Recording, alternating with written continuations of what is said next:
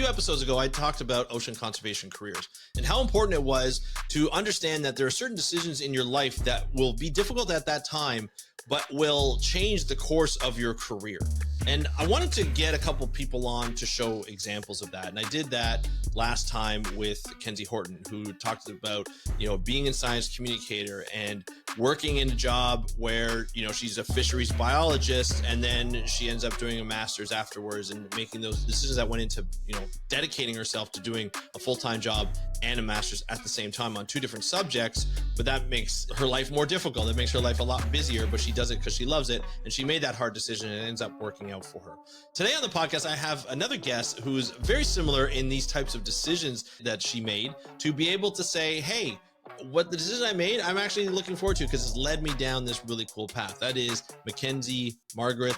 She is on the podcast today. She is known as McKnsea on TikTok and on Instagram. She's got a website out. We'll put all those links in the show notes, but I want you to hear this interview because it's a lot of fun to be able to see someone who makes decisions based on a lot of different factors in their lives, and it's turning out to look out pretty good for them no matter which path they take. So it's always great to hear from those, and I know we're all going through the same thing, so I want to talk about it on today's episode of the How to Protect the Ocean podcast. Let's start the show. Hey everybody, welcome back to another exciting episode of the How to Protect the Ocean podcast. I'm your host, Andrew Lewin. This is the podcast where you find out what's happening with the ocean, how you can speak up for the ocean, and what you can do to live for a better ocean by taking action. And on today's episode, we have a great one for you. We have McKnsea Margaret, who's on the podcast. She's been on my bucket list for a while for having to be a guest on the podcast. I have this list, this ever so surprising list. I come across people, I follow them, I listen to them, I become fans of them. I try and get them on the podcast. And a lot of times they're busy because they're doing so much.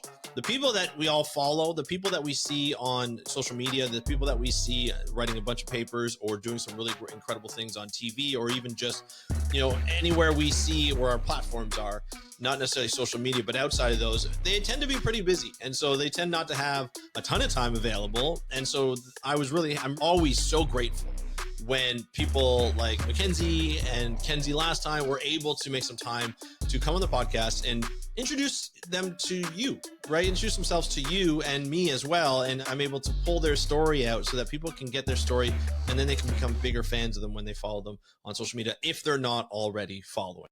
McKnsea is an amazing person. She has been a huge advocate of science communication, a huge advocate and supporter of sustainable seafood. She's been a huge advocate and supporter of marine scientists that are within the LGBTQ plus community. She's been a huge advocate of sharing and educating the masses on marine science in general. She's a naturalist. She loves science. She loves the ocean. She grew up in Hawaii, but I don't want to give all of it away right now. I want you to listen to the interview because she's just a wonderful person and she just loves what she does. And I think that's what oftentimes we understand, that, marine scientists and educators and science communicators are passionate, but you really get how passionate they are. But I really love the decisions that she made over her career and where it's led her currently, and how she's like, I don't regret any of it. They were tough decisions at the time. I don't regret any of it. I'm really happy with the choices I've made, and I love where my path is going now. She's a young scientist. She's going to be,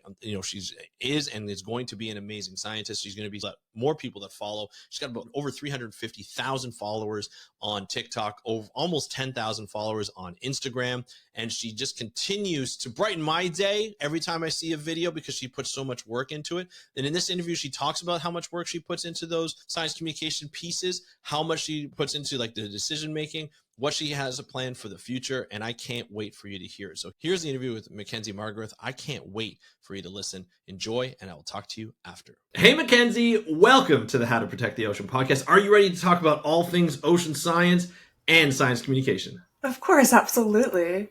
Wonderful. I am so excited for this episode. As I mentioned to you before, McKnsea, before we start recording, you have been on my guest bucket list for this podcast for quite some time now. I've been watching you on TikTok, watching you on Instagram for quite some time, loving your videos, loving what you've been able to do and the education that you bring and kind of bringing to light some of the issues that I've talked about here on the podcast a number of times, and some of the stuff that it's still surprising that we still have to talk about it and we still have to engage with it. But it's good to be discussing, and we'll discuss that in this episode as well as your foray into science communication and your success into that and how that's changed your perspective in terms of marine science and education. So can't wait to get into all that. But before we get started, McKnsea, why don't you just let the audience know who you are and what you do? For sure. I also am very excited. That was very sweet. Thank you. No problem. I'm McKnsea Marguerite. I'm a marine scientist. I mostly focus right now on sustainable seafood, so fisheries and aquaculture, as well as like coastal ecology, how those things impact our coastal ecosystems. I'm a marine naturalist. I'm a science communicator. So as you said, I create a lot of videos on TikTok, on Instagram in order to bring in the general public onto what we're doing in the science world. I feel like we don't do a very good job of that a lot of the time. So I'm trying my best to bridge that gap as best as possible. Yeah. I love it. And you're doing a great job. Doing a fantastic job. And I'm not the only one who thinks that too. I know there's a lot of people who think that, and all your followers who think that as well, which you've amassed quite a few, which is wonderful. How did it all start? Like where did this story begin of you wanting to become a marine scientist? Oh, I always loved the ocean. I was always a water person. My family called me Little Fish growing up because I was just always a water person. And so when I was in high school, I went to high school in Hawaii. I went on this, like, my high school was right on the side of Diamond Head. We could see the ocean all the time. And so I took a class, like a marine biology high school class. Absolutely loved it. It was spectacular. And then when I was going into my undergrad, I didn't grow up with a lot of financial security. And of course I went to a private high school and I was a scholarship student. So I was surrounded by a lot of people who did have that financial security. And I was like, I want that. That's something that I would desire in my life. And so when I was making the decision on what to do, that was a huge factor for me. And so I originally went into school for forensics. So like my little degree here is in forensics. Yeah, there you go. I have a degree in forensic science. You can see it at the bottom there. It says forensics. Because I went in for forensics because I was like, that is the thing that will get me paid. That's the thing that will be financially secure for me. And so I did about a year. And one of my professors came up to me and was like, hey, you're a great scientist. You do really well. You're a good student. You're a good scientist. You seem miserable. Like, you seem miserable in what you're doing. Oh, no. This does not seem like you are happy. Like you're just here and you're just doing it.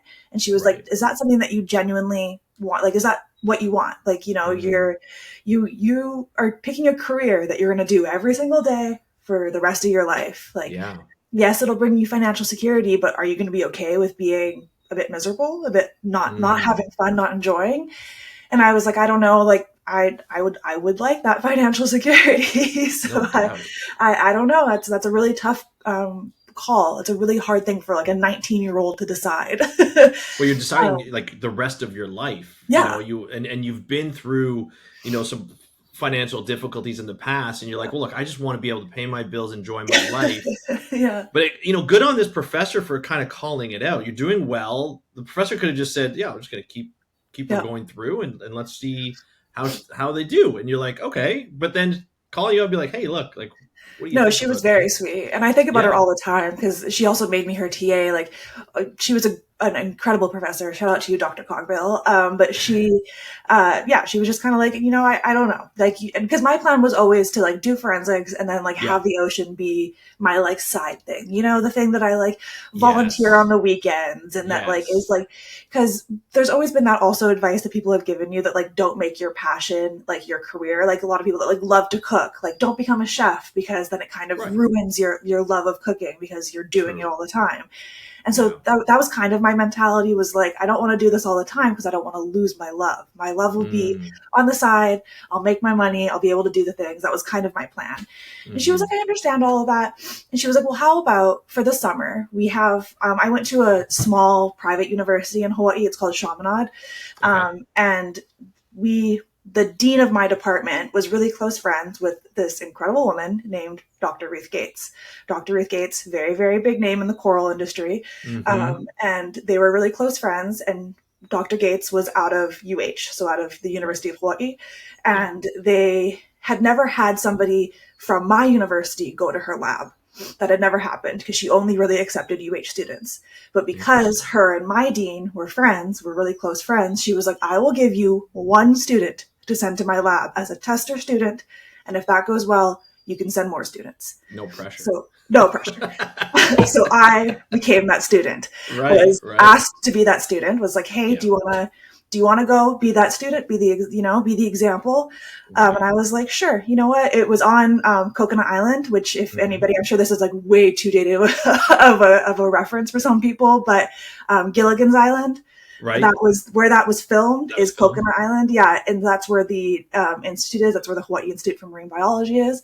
Gotcha. And so I was like, well, why not? Like, I can go out to HIMB and go sit on the island. You have to take a little boat out there. I was like, sure, I can go spend the summer on a little island, I guess. Not bad. Yeah. So I did. And I remember my first day there, they were touring me around. The woman, her name was Dr. Holly Putnam. She was Ruth Gates' PI, like one of her head researchers, and she was touring me around. She was doing all of this stuff. She was talking to me about like ocean acidification and the impacts on coral, and I was like, whoa, I didn't know any of this. Like, I've been so focused on forensics that I've missed so much of what's going on. And the very first day I was like, this is what I'm doing. I'm not going back. This is it. This is what I'm doing. And so I didn't change my degree just because I was paying for it for myself. And in order to do that would extend the time that I was there. And I was like, I don't think I'm going to be able to financially pull that off. But I did, turn all of my research into marine research. I got a minor in chemistry. And so I did a lot of stuff within the field, and that allowed me to continue on from marine biology afterwards. So what an opportunity, though, right? Like, if you think about it, like, you're the first student that was ever accepted from a different university. And like, you had the passion, obviously, and you had the ability to do it. That wasn't a question, but like, what an opportunity, because it never happened before. That professor, pulls you out and just be like, hey, I think you might be good for this opportunity. You do it. And then all of a sudden you're like, I'm never going back. Yeah. How difficult was it to infuse like the marine science part into your forensics, type of work, like with all your coursework and projects and stuff like that? That couldn't have been easy. It wasn't as difficult as I think it would seem. There's actually a lot more crossover than you would imagine. So learning genetics and learning all of this stuff, it was very useful for what I was doing. I ended up doing a lot of genetic work on coral. And so I was able to kind of cross those things over. Of course, there was things like learning fingerprints that I was like, I'm never going to need to know this. but it's also just like useful to have. And then one of the things that I always talk about that was really, really interesting, that really crossed over for me, was I learned a lot about law. Like, a good portion of learning forensics was learning law. And so learning law, learning policies, learning how all of this comes into place helped me understand how environmental stuff comes into place, how environmental policies are utilized. What we do as far as when people are breaking environmental laws, or how those things go about, was actually quite useful. And it's something that I still use to this day, of being like, I actually know how this process works. So it was so it's a lot. There was a lot more crossover than I think a lot of people would realize. They seem very, very opposite, but at the same time, science has a lot. And it's an undergraduate degree, right? So there is just kind of, it's a basis of science. So that kind of helps. Sure. When I think a lot of people think that you have to go and do your undergrad in marine biology. And I think that's a huge myth within the industry. Like, sure, biology helps. A science degree helps, whether it's chemistry, whether it's physics, whether it's biology. It could be really anything. You could technically go to arts, maybe have to do a couple of courses if you want to go into graduate work, but like, you really just need the basics at that point. And you can, if you decide to go to grad school, or if you decide to go and do a job, you have the science degree. It doesn't make it too difficult to transfer that knowledge over, especially if you've done most of your projects on marine stuff. And I like the idea of trying to be creative, really, biting into the genetics aspect of coral, because you're learning something that needs to be learned anyway. It's not as if it's information that doesn't need to be learned or researched. And so you're able to do that. and then you almost become creative. You can use that as a bit of on the resume as, look, I went into a forensics degree and I use marine science to do it. Like, don't tell me I'm not creative when I'm Yeah. able to do that. I love that aspect. So when you graduated there, what was your next step? You have all this marine science. You're now infused with it. You're inspired by it. You've had the opportunities. You're living in like paradise, like in Hawaii. I say this from someone who just visited there, but I say this as someone who always loved Hawaii. And what was the next steps? Like, what was your thought process when you graduated? First I wanted to give like a little piece of advice Oh for yeah, people that are looking please. into it. Something that I wish somebody had told me is that if you are interested in science at all, like Hmm. go into your undergrad with a general science degree. Go for like Mm, biology or biochem or something along those lines, and hmm. then do internships and do research in the different fields that you're interested in, because you never know what you're going to like until you're actually doing it. I thought I was going to love forensics. I thought that was going to be such a cool, Yeah. investigative, very creative. And then I kind of discovered that's not what it was, that my idea of what forensic was not real. And so, I didn't know that until I was actively in it. Yeah. So my little piece of advice I always try and give is that just do something general and practice and go for as many internships and see what you really like, because then you can specialize in graduate school Yeah, that's and you can true. move on from there. Yeah. And you can even major in things in undergrad too if you decide to do it later. Yeah. I went in with an agricultural science program, and I ended up switching over to like a marine biology degree afterwards. So like you can always go in different places. Yeah. Just know what kind of courses you're interested in, or what interests you at the time, and it might change. I think that's a Yeah. great piece of advice. I love Yeah, but what I did afterwards, so I actually graduated in 2015 with my undergrad. that. Okay. So if you can remember the timeline, that was the year of our first Trump presidency, was I'm trying to 2016, forget I that, believe. but Yeah, yeah. yeah. So I was starting a graduate program at UH, actually with Dr. Ruth Gates' lab. So Okay. I was doing something with her lab. I started a graduate program at UH. And then Trump presidency came into play, and funding got really, really finicky. A lot of funding was lost through the Yeah. university, and Yeah. I got this letter one day that was like, "Hey, we've reevaluated your portfolio, and we are now basically tripling your tuition." And my stipend through my university wouldn't have covered it. Um, Tripling. oh yeah, it was nearly tripled. Wow. It went it was a crazy letter to receive. My God. And so I had this like, wow, okay, that's Yeah. insane. And I remember I went to this protest like maybe 2 months after that, and I had Yeah. this sign that said "Girls just want to have funding for their research," Love it. because I was like, it's crazy how quickly I lost funding and how quickly it all happened. And so I tried originally to do all of it, to do the research, and then to also get a job. And the Hmm. job that I got was being a marine naturalist. Okay. So Like that's how, in on like Hawaii. boats. Yeah. Yeah. Like Okay. on like touring boats with the Yeah. tourists. And I really loved it. And unfortunately it was too much. And I did end up having to drop out of my program, Right. which still makes me sad to this day, but Of that's course. how life goes. You never know what life's going to throw at you, and there's always True. something that's around the corner that you don't Yeah. know about. I think that for me, that was being a marine naturalist. I started being a marine naturalist. I became a humpback naturalist. I worked for this company that allowed me to transfer to another island. So I grew up on Oahu, and then my partner and I got an opportunity to move to the Big Island. So we moved to the Big Island for a year and a half, and I was working on a submarine there, which was a very popular thing that I've talked about on Instagram or on TikTok Yeah. and Instagram. So that's where I worked on the submarine as a naturalist and as a co-pilot.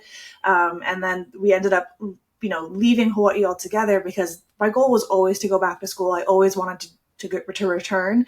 And it was kind of one of those things. My partner and I were like, if we want to do this, we're going to have Mhm. to leave the most expensive state in the United States. Very expensive. Yeah. It Yeah. is a very expensive place. It We is. were both working full-time jobs. She even had a second job, Yeah. just to afford to live, right? You don't really get to see each other. There's not, Yeah. There's a lot. So it was kind of one of these things that was like, if this is really your goal, this is really what you want, then you're going to have to give up being home. And it was kind of this conversation that I was like, you're right. And so we did. We left. And then unfortunately there was a pandemic. So that also set us back a little Didn't help. bit. No, that didn't help. No. But I got to like spend time with my grandma. We took care of my grandma for 2 years. And so I always really value that time as well. For sure.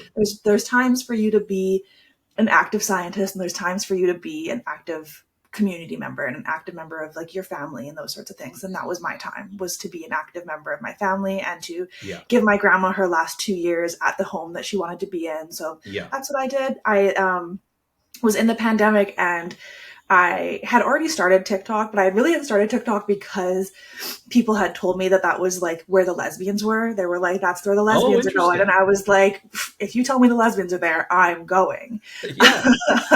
It's the community. That's awesome. If you're telling me that my people are there, I'm going. Okay. So that's kind of what I started it as, was just like lesbian thirst traps and like trying to make community with my people.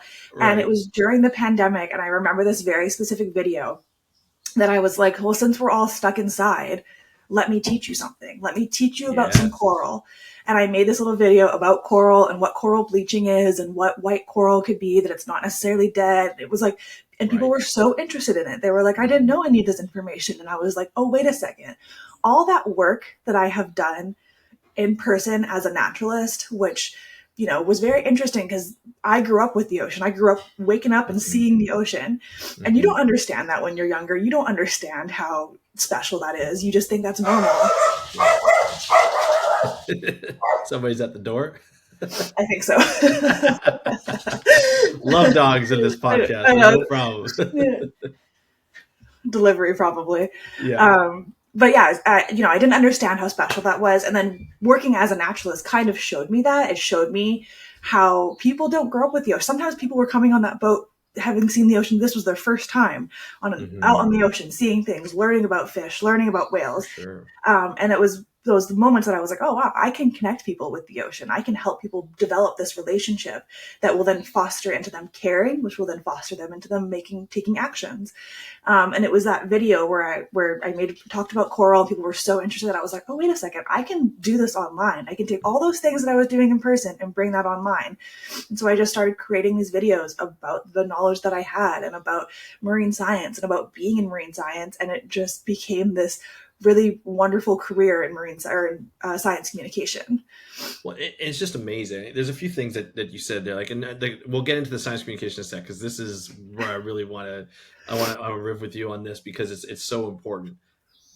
You made some pretty big decisions like after you graduated. Yeah. And it's insane to think about how many scientists, marine scientists, when we become marine scientists, we dream of like either working in Australia or working in a place like Hawaii, right? And then here it is, it's too expensive for marine biologists, like homegrown marine biologists, to live there, to do the work that they would love in an island that they know, and that they have to go somewhere else to do it. I just feel like that's very weird. It should not happen in a way. You know what I mean? Like it should be a place where you can go and enjoy, especially because, and I know just from your, like, especially from your videos, like, you know, the culture, you know, like, you know, the significance of everything. And I think that's important for scientists to be able to do that. So I'm sorry you had to make that decision to go to do that. But even moving to even the decision to move, like, the other thing actually is to be a naturalist on a boat, and like to dive into that.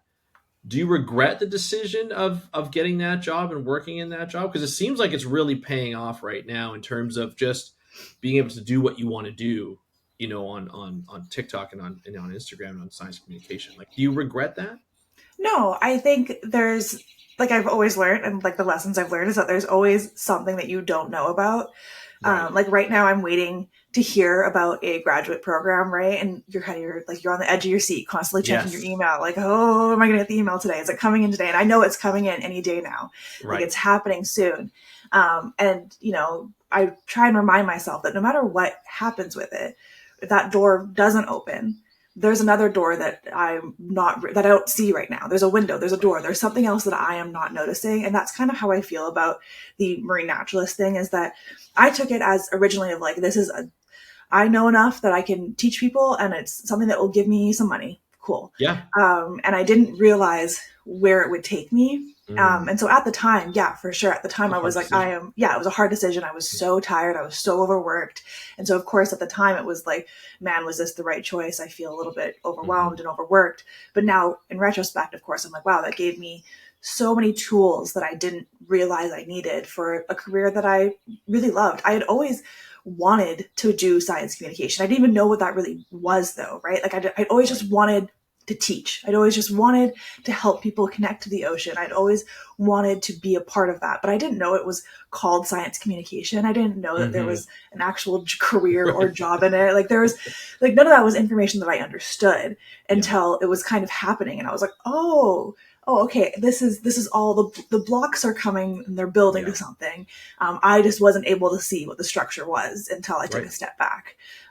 So no, yes, it was a hard decision, and there's always a part of you that likes to if and but about things, right? What could have been, what would have been. But now I think I'm very thankful. I actually was just talking to quite a few other science friends about this, particularly women in science. We kind of, it's hard to be a woman in science. I think everybody can see that.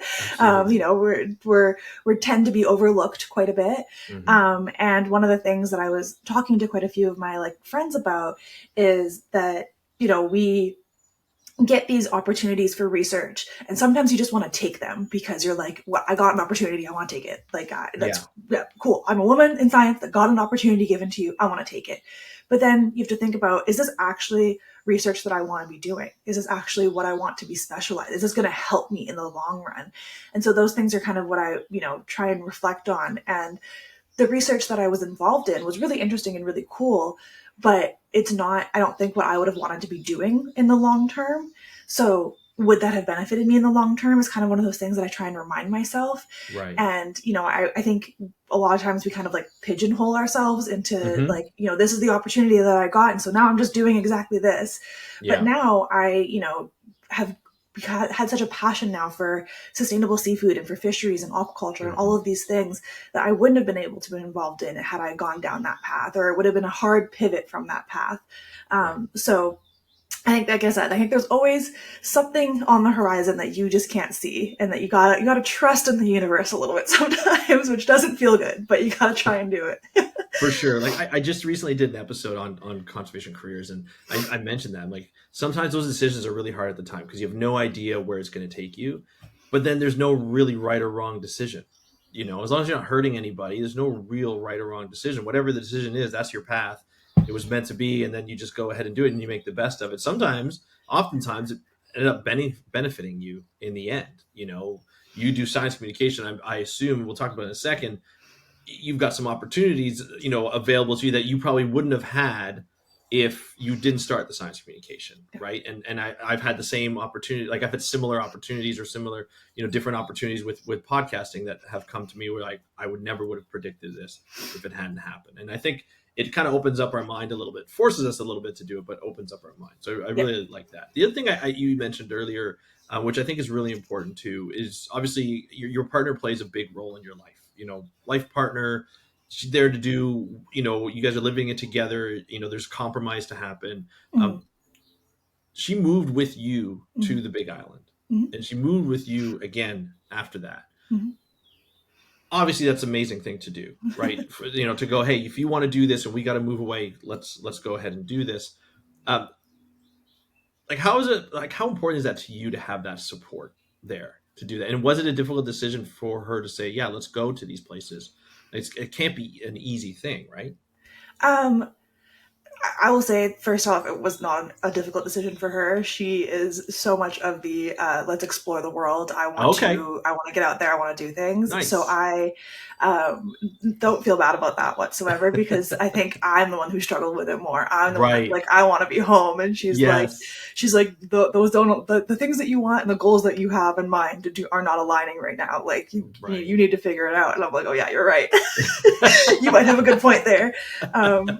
So yeah, she's the one that likes to explore and to get out there and be things. So no, that wasn't necessarily the issue, but I do think having a strong support system is so essential, particularly if you're doing like digital science communication. I think we touched on this before we started recording. Of people can be the online community can be a lot. It can be really tough.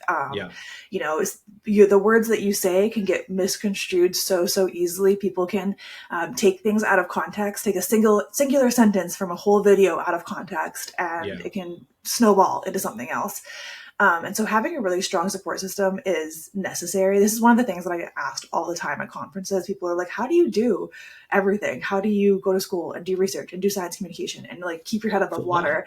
And I'm like, I have a really, really strong support system, not just my partner, but also like I have some really incredible best friends that are always there and, you know, who I can call for pretty much anything. And I am very, very lucky in that way to have such an incredible, strong support system. And I think that is an essential part of being in like conservation or being in advocacy, particularly if you're doing it digitally, because like my partner is not an online person. She doesn't have social media. She doesn't do any of that. No, that's not her thing whatsoever. Yeah. She is very private, keeps to herself.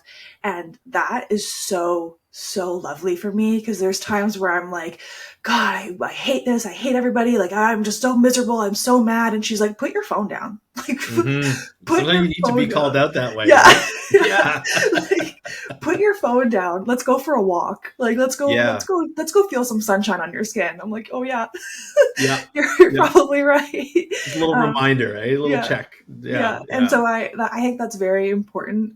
Like, it's not necessarily that you have to have somebody that's offline as much as I do, but I think it's important to have somebody that reminds you of these things, that reminds you to be like, hey, you are going into a place of like letting the internet rot your brain a little bit. Like, the internet is getting inside you. You need to go outside. You need to go look at the ocean and remind yourself why you're doing what you're doing. And you're like, oh yeah, you're 100% correct. And so I feel very lucky to have that. Even the other day I was on FaceTime with one of my best friends, and somebody on Threads made one of those comments that just drives me absolutely bonkers, where they were like, if you're not vegan, you're not an environmentalist. And I was like, I am coming for you.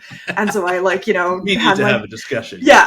So, you know, me and my little contacts, and everyone's commenting, and, you know, we were watching our like favorite show together. That's what we were doing on FaceTime. And I brought up Threads, and she could see it on my face that I was reading, and I was getting angry. And she was like, put the keyboard warriors away, like put them away. Stop. And I was like, oh yeah, you're right.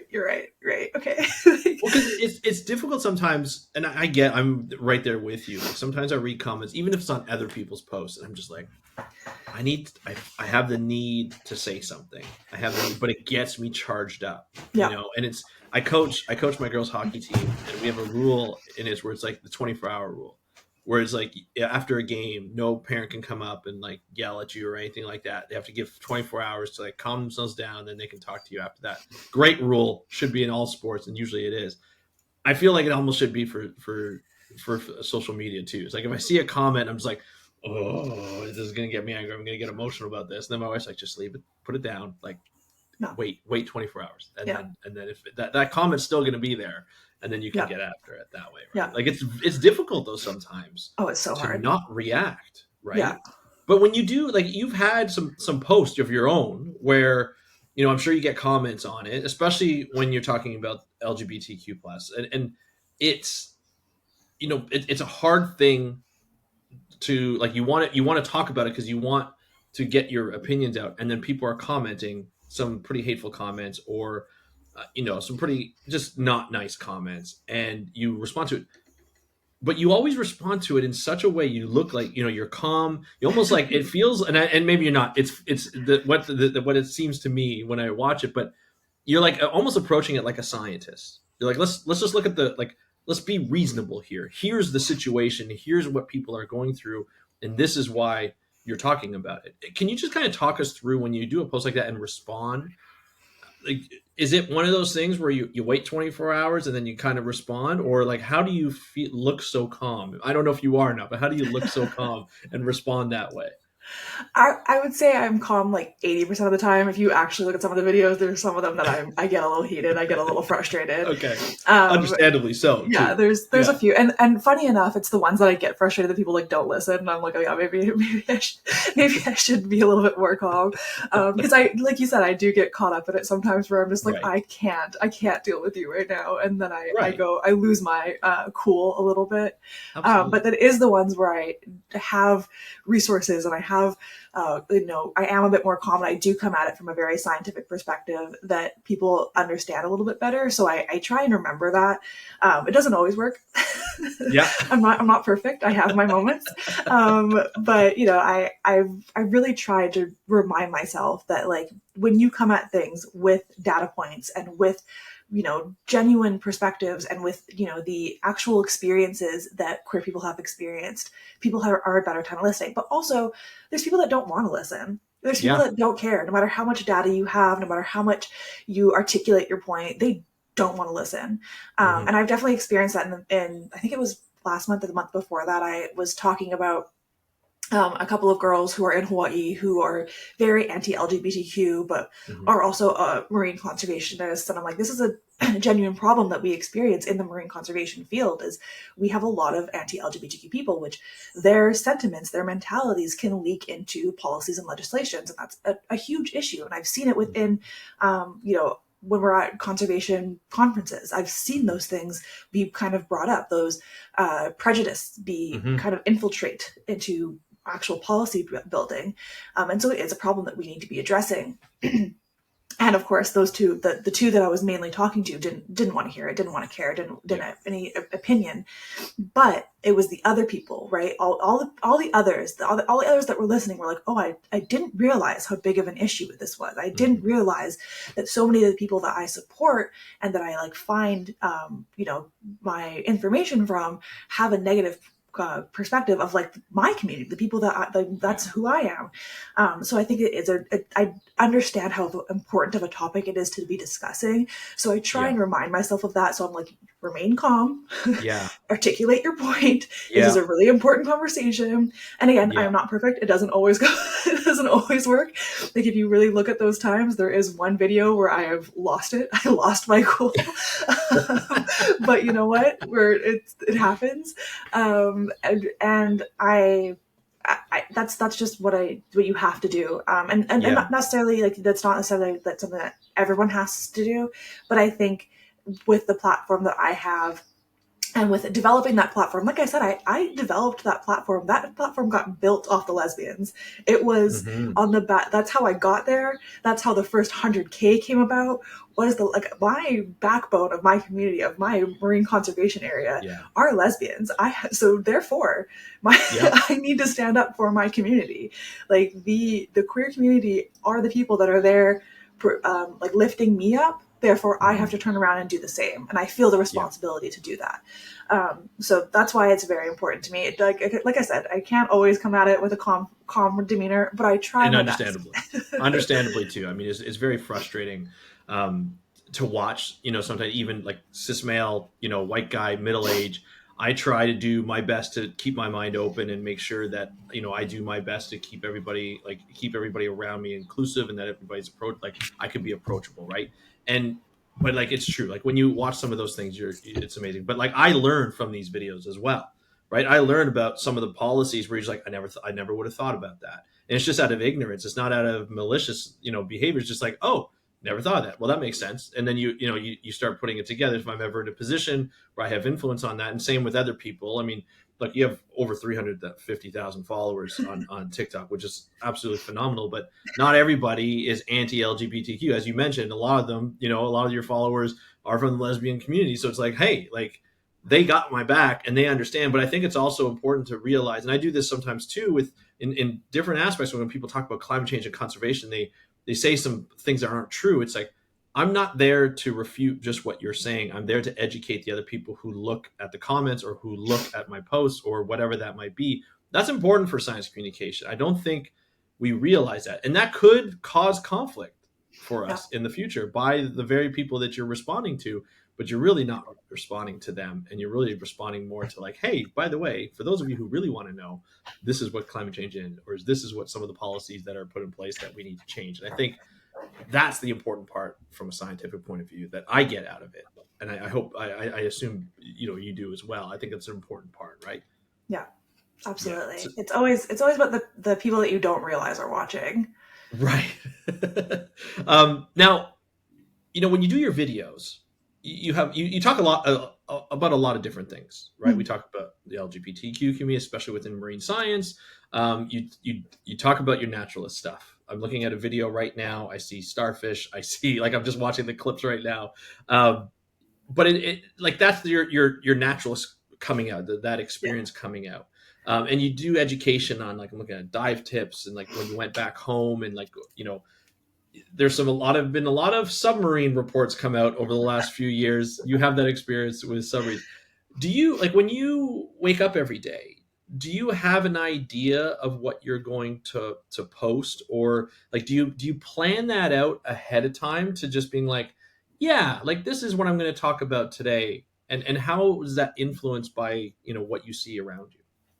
I think I always have a plan, and then the plan tends to always go awry. So I've really learned over the past 4 years that I have a whole list of things that I'm like, here are content pieces that I would love to talk about.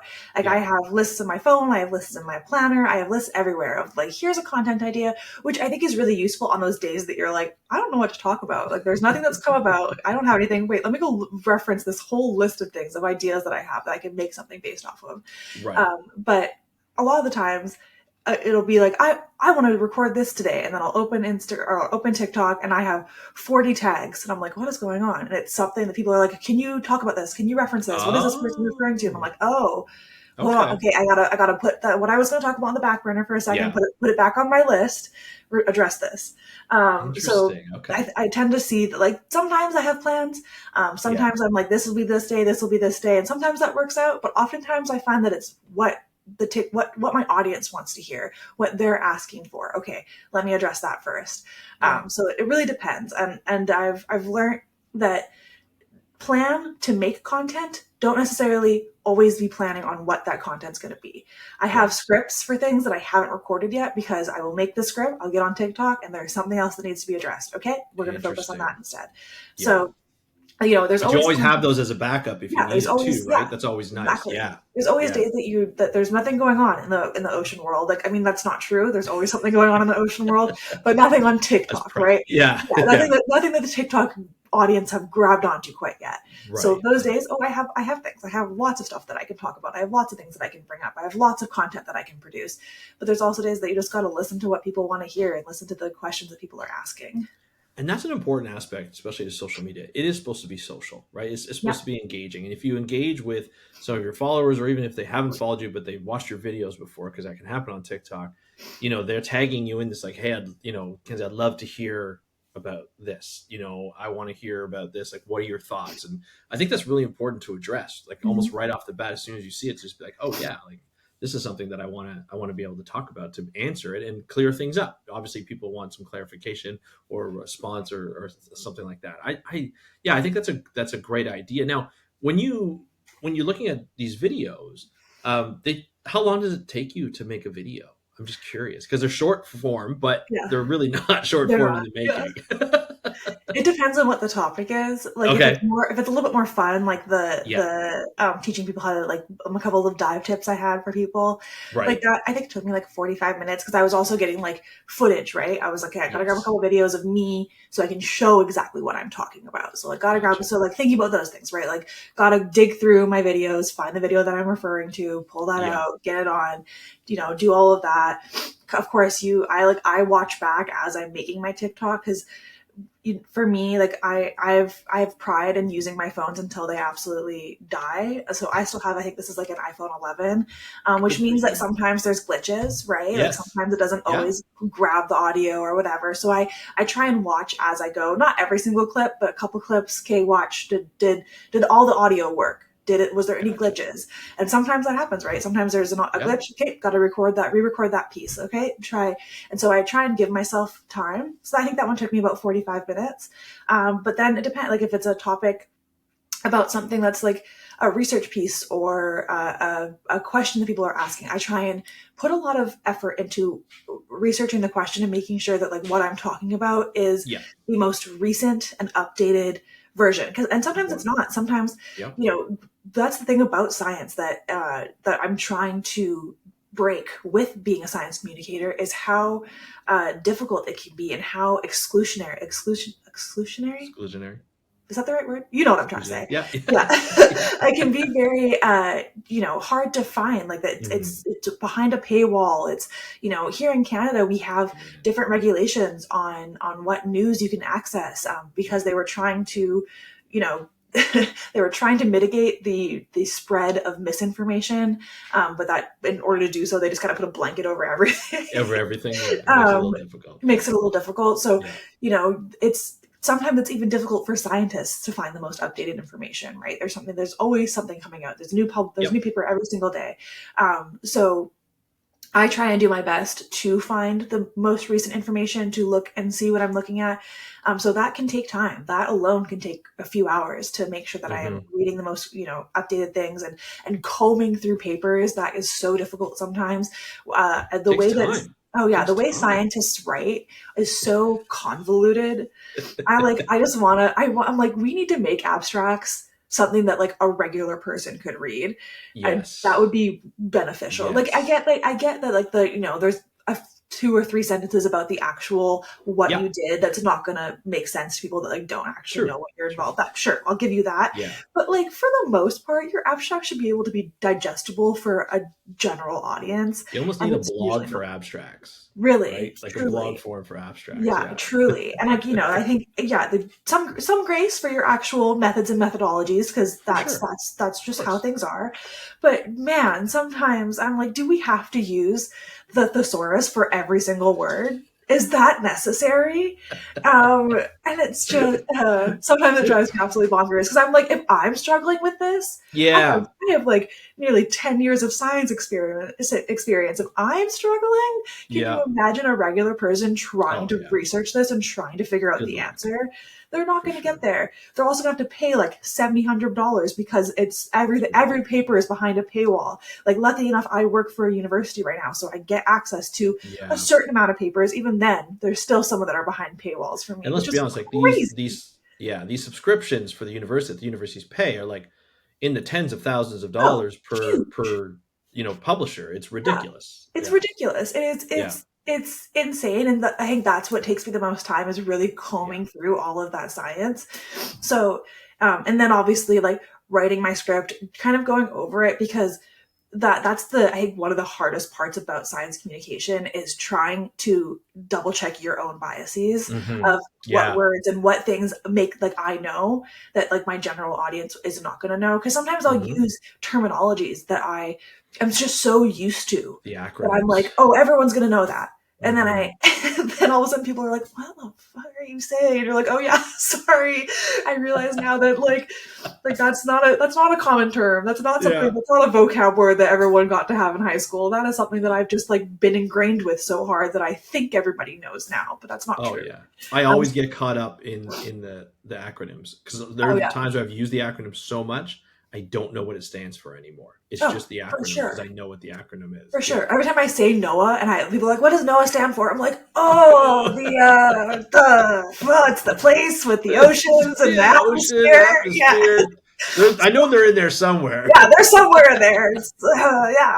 Like I definitely understand. And like for me, NOAA is like that acronym is so you know what I'm talking about. I assume that you know what I'm saying. Yeah. But if you say that to a regular person, they're like, what are you talking about? Like you almost see their face go, what? Yeah. Yeah. And that's one of those words that we have because of the experience that we have. We know it so well. We don't even think about it anymore, but most people really don't know what that is and don't know what they do. That's probably one of the hardest parts is like, yes, combing through the science, and then I got to build the script a little bit, and then I got to relook at the script and be like, okay, what in here am I missing? What in here is not going to make sense to somebody, and what should I elaborate on a little bit? And it can even just be one little sentence, right? NOAA, the American Oceans and Atmosphere Organization. boom, Yeah. that's done. That covers it. But sometimes you forget to do those things. So Oh, I know. I try and comb through it all and then record. Then of course you gotta edit, you gotta do all of that. And I like try and use green screens and that stuff because I try and make it visually appealing to my audience as well, which is, where people are losing their attention span. So you got to keep the attention span. Even with short videos, you got to switch it up. And so getting the pictures, editing the pictures to be the right size for TikTok, all of that takes quite a bit of time. It takes a lot more time than people realize, I think. Yeah. 100%. And I think also with the evolution of TikTok in terms of the time limits that they offer, first used to be 30 seconds. Yeah. Then it became 60 seconds, yeah. then 3 minutes, now 10 minutes. How hard was it for you to get all the information into 1 minute? Did you do a lot of part 1, part 2, part 3, that type of content? Absolutely. The minute limit was tough. I really love the 3 minutes because I think I can get a good piece in to 3 minutes. Even 2 minutes, but 3 minutes gives me the leisure of, okay, I can edit down a little bit. I can kind of scramble around. But when it was a minute strict, you could hear me the last 2 clips being and this just trying to shove 4 sentences into the last 10 seconds because you're out of time and there's no leeway. There's there's nothing. You're cut off at 60 seconds. So now I appreciate that those are a little bit more I usually just go straight to the 10-minute feature. And I rarely go over 3 minutes. But having that 10 minutes of time lets me play around a little bit, right? Lets me, okay, what can I edit down? What can I take out? What can be moved around? And it also gives you the ability to kind of stop too, right? Because you can clip off those little pieces. You can take a breath, take your sentence. Okay, click. Whereas before you were click, click, click, click. Yeah, all the time. Go.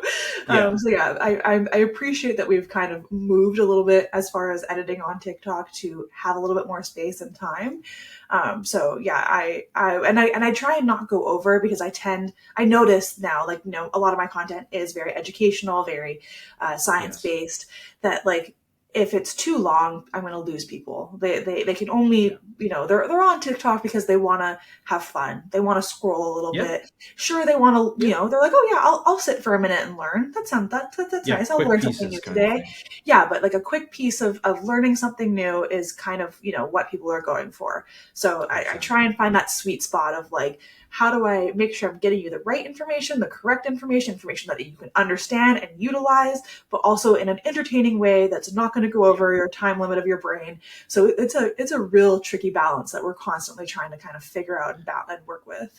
Yeah, absolutely. It's kind of funny, and you're not only trying to do that, but you're trying to learn the software. Do you edit all on your phone? Is that what you're saying? You do it all on your phone? I edit mostly on my phone. I do have CapCut and stuff on my computer, but I find it I take most of my footage on my phone, so I like the idea of loading up. It's just easy to just upload from my phone and edit from there. So that's kind of what I mostly do it from. I have played around with it on my laptop, but also I'm a scientist. On my laptop, I have R running. There's I think I have 10 fucking research papers open right now.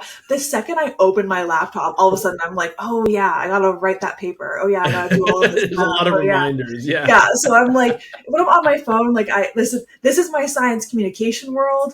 This is my research world, So they're a bit different. Yeah.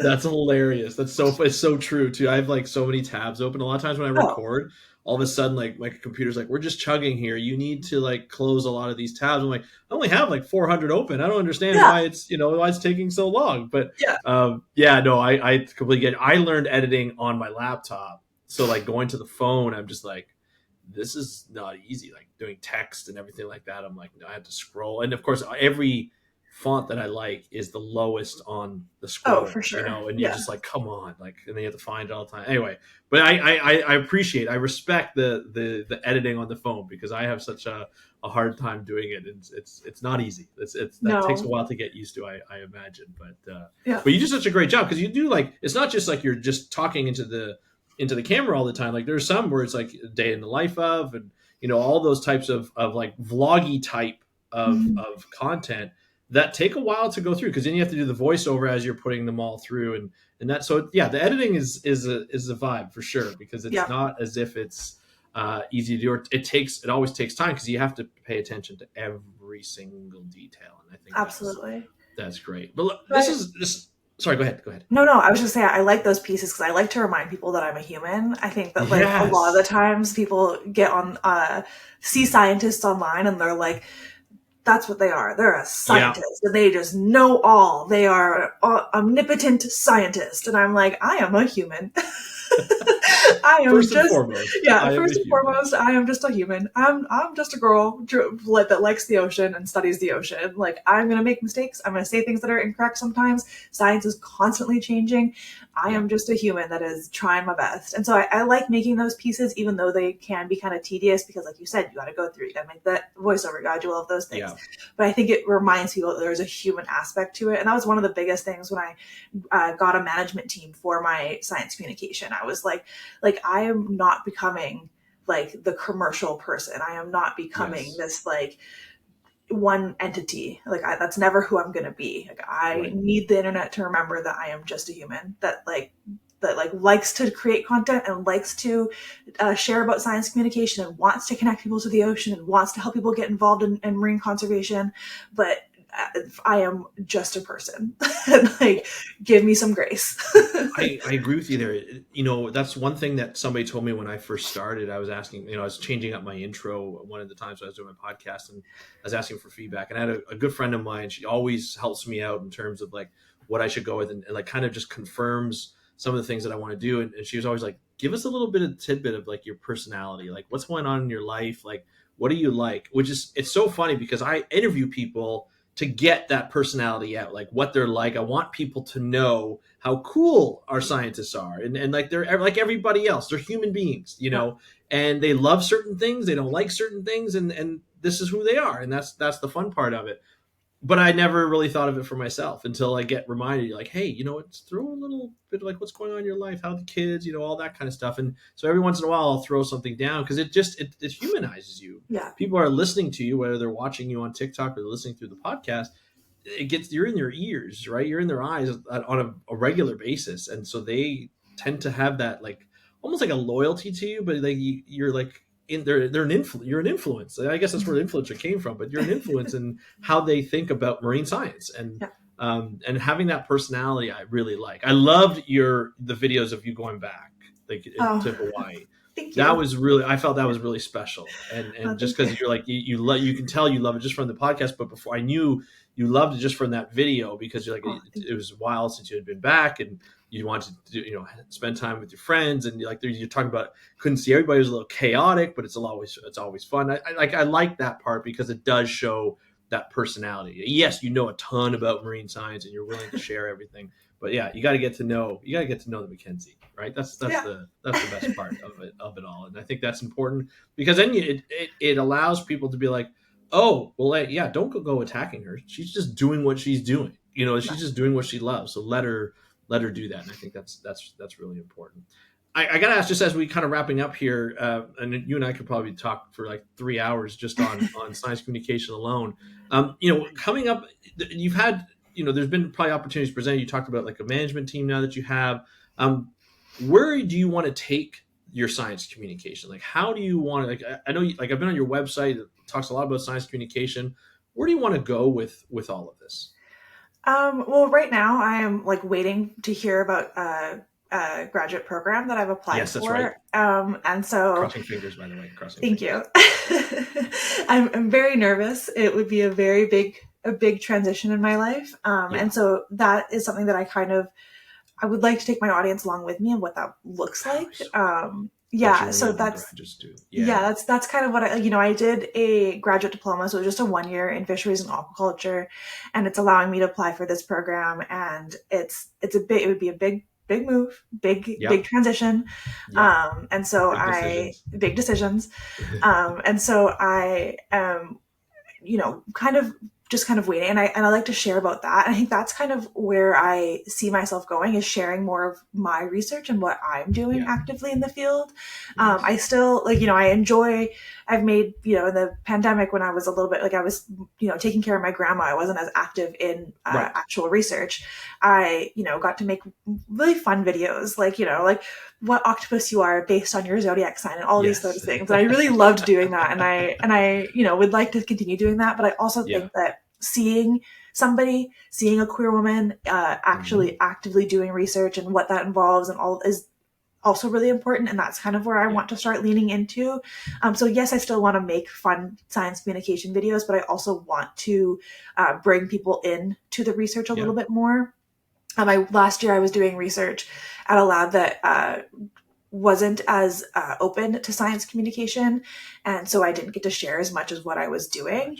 And now the paper is kind of in production and it will be published this year. That's kind of what I've been working on lately is getting that paper ready. And so once it's published, I'll be able to kind of talk about it a little bit more. But just because of the nature of the lab and what they kind of do. Sometimes you can't. Sometimes you can't. Sometimes it's not something that's going to be discussed. That's the nature of things. That's just kind of the honesty of things. But the lab that I applied for, the graduate program that I applied for, they're very open. Their whole basis is, it is climate change and fisheries and all of these sorts of things. That's their main focus, but also they have a real emphasis on science communication. And the advisor has, talked to me about it and is very open to me sharing my experiences, which was really important for me when I was applying for this graduate program. So that's kind of where I want to go is yes, still have those kind of fun pieces, still be educating, but also be showing what life is really like. That, yes, marine science can be really fun. And yes, it is an incredible career. I love it with all my heart, but it is not just like playing with dolphins and going for swimmies. It is also like a lot of time. That'd be great. That'd be great. Yeah. There's also like a lot of science involved. There's a lot of sitting behind my computer. There's a lot of sitting right here at this spot on this laptop, looking out this window of how beautiful of a day it is and being like, I don't get to go outside because I have to write this freaking grant. I have to sit here and code some R. Fun. That's always fun. People love R. There's never been a bad word said before. No, we would never speak down about R ever. So, like that, I think that reality is also good. When I first got involved in science communication, I found people like always talked about like the benefits of marine science. And there was always these videos that were like marine science. And it's like, there's dolphins and there's ocean and there's all these things and they're going for dives and they're all this stuff. And I'm like, okay, yes. But also I think that we should like tell people that like, that's not all of it. A lot of it is analyzing is data, is office time, is sitting in a lab. It is waiting for your PCR to run. It is waiting for your experiment to be conducted. It's all of these things that are not as glamorous. And so that's one of the things I started talking about that I think people really connected to, because I was like, it's underfunded. It can be really tough. We still deal like competitive. Oh, it's competitive. It's so competitive. It's very much who you know. It's, and a lot of times you're up against your friends, which does not feel good. You're going up against people that you're working, that you've worked with, that you've studied with. It is not all fishies and dolphins. It is hard. And so that's kind of one of the things that I've talked about previously that people really connected to, and people really thankful for that. And I've gotten a lot of messages of people being like, thank you for that. Like, I really want to get into marine science, but I didn't realize that there was all of these other aspects. And I'm like, no, I'm glad that you were able to understand that. And so that's kind of where I want to keep going. I want to keep educating, keep talking, keep bringing people, connect people to the ocean, giving them that like sense of care, giving them that ability to want to be involved in marine conservation. I always think that's the most important part. If I can teach you about a new animal that, oh my God, you're obsessed with that animal. Okay, cool. In order to protect that animal, we have to do all of these things as well. There's pieces that are important. Here's the nature of it. Exactly. So I always will do that. I will always keep doing that. But also I'm really excited to share a little bit more about what the world really looks like and what all those things are aspects. So we'll know in a few weeks, hopefully. and I know it's going to turn out well. I have those. Oh, thank you. I can feel it. You deserve it. You definitely deserve it. All the decisions you've made to get to where you're at, they've been for a reason. You are an amazing scientist. The way you speak about science is amazing. And you can tell there's a lot of passion in there. So, fingers crossed, but I'm very confident that you'll get this, and we can't wait to see. Thank you. I'm going to speak on behalf of the audience here. We can't wait to see what you're going to come up with next. And the content you're going to make after you get this. So I can't wait to see that content. So it's going to be a lot of fun to be able to see that. And I know it's going to happen. I know it. Oh, And because you thank you. deserve it. It has to be in the cards. You deserve it. So, but anyway, look, this has been fantastic. I'd love to invite you back on another Oh, time to yeah, be able to talk absolutely. more, and then maybe we'll talk more about what's going to happen with Oh, geez. your graduate work. That'll be fun. But it's also, if you want to check out McKnsea, it's let me just make sure I have it right. It's McKnsea, SEA at the end. So McKensee or SCSEA. I can't spell. I'll put in the link so everybody can see it. But check out the TikTok and the same handle for Instagram, correct? Yeah, there's an underscore because Underscore. We'll put that in there too to make sure that somebody stole my username. I've tried to argue with Instagram about it for years now to let me have it because it's an account that nobody uses. It's a private account that's never had anything on it, and I'm like, please just give it to me. Yeah, that's the worst. Just justice. You need justice. But no, I think this is great. I want people to check it out and let us know how you feel about it. Reach out to you if they want to get more. They want to have a question about an animal. I'm sure you'll be able to answer it. I'll go on the list of things to be able to answer. But absolutely, McKensea, McKensea, this has been amazing. I really appreciate you coming. Like I said, this has been on my bucket list for a while, and I'm just really happy to have you on. And I would love to have you back on anytime. Of course, I would love to be back on. This was very fun. You bet. Thanks. Thank you, McKensea, for joining us on today's episode of the How to Protect the Ocean podcast. It was great to be able to get to know you, to get to know how you got to where you are, how you got so many followers, and just the amount of effort you put into each of those pieces of science communication on every platform. I just think it's fantastic. I don't think we realize how much work goes into creating content these days, and to be able to create good content, whether it's a video that you put up for 5 minutes and it goes viral, or it's a video you spend 45 minutes to 2 hours on editing and making sure there's enough B-roll to keep people engaged and to inform people of what there's to do. It is harder than you think. Trust me, as a content creator, it is not easy to put everything you need to put to make it not only to balance the entertainment value, the education value, and the conservation value. It's a lot of work. And I just love how McKensea will sort of stand up for herself online. When you put yourself out as a content creator, you put yourself out to criticism. And some criticism, for me, especially like when I get criticism, it's valid. Sometimes they're like, oh yeah, I missed a little piece, or I could have added to that piece. And it's valid to acknowledge, either in another video or in the comments. But then there are some times when they just come for your throat for no reason. And you have to stand up for yourself. There's sometimes you have to wait, and there's sometimes you have to stand up for yourself. And sometimes you have to get emotional, and sometimes you don't.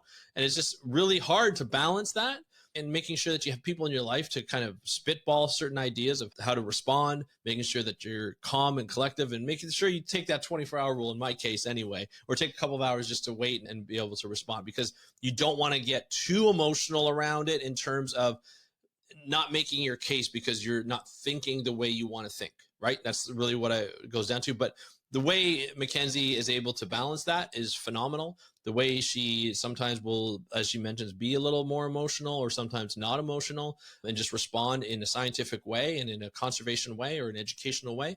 I just think it's phenomenal. And, some of the topics, especially when it comes to the LGBTQ plus community, and some of the things that she's probably heard and the responses that she's had in a negative way, that will get you there. And it's very difficult to watch people have to listen to that and have to go through that. But the way she responds, I have utmost respect for it. So I really love the way she does her content. So follow her. I'll put the links in the show notes. Follow her on TikTok, on Instagram. I'll put the link in the show notes. I want you guys to get to know McKensea like I get to know McKensea. It was a real pleasure to have her on the podcast. I can't wait to have her back again to listen to some more educational content, as well as find out more about her and what she's up to. So thank you again, McKensea. And I want to thank you for listening. I would love to know what you think of the type of topics that McKensea covers, how she covers them. If you know her, you've been a follower for her for a while, I'd love to know what made you follow her, what made you love her content. And if you have any comments on the way we do content, love to hear those thoughts as well. So just make a comment on the YouTube if you're watching this on YouTube, or